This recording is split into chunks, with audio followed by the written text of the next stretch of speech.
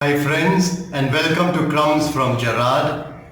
The theme today is the compassion of Jesus, and the reading is from Matthew chapter 14 verses 13 to 21. I read verse 14. As he went ashore, he saw a great throng, and he had compassion on them and healed their sick.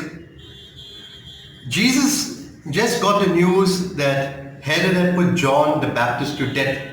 And so Jesus disappears from the place and goes off to a lonely place, I guess, to hide because of the danger to his life. What do the people do? They see Jesus going and his disciples in the boat, and they travel on the land, running after him on the land in order to reach him. When Jesus sees them, you would normally expect his annoyance because here he's trying to avoid a crowd. Remember, sometimes spies were sent among the crowd in the past. But we are told that he had compassion. Strange. In a time of difficulty, his heart melts. What does he do? He gets off of the boat. First, he heals the sick. He spends the whole day with them. And in evening, he could have said, okay, come on, now go home. No, they need to eat. And he works a miracle, the multiplication of the loaves for feeding of 5,000.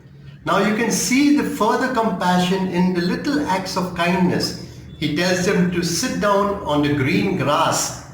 Mark gives us that detail, it's a green grass, and makes them sit down in little groups. Then what he does?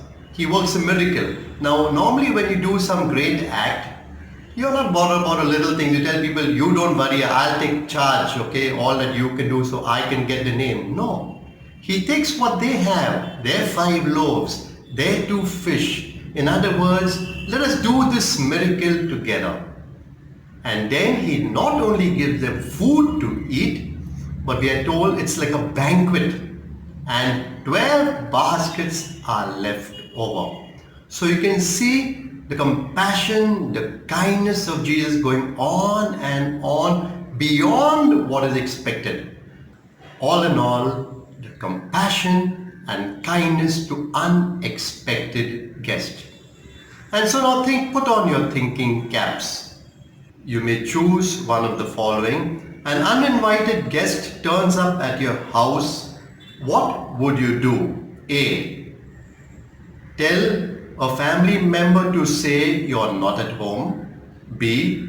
Very politely tell them you're busy, so come some other time. C. Invite them in, but try to get rid of them as soon as possible. D. Invite them in and treat them well. E. Something else. You can put your comments in the YouTube comments.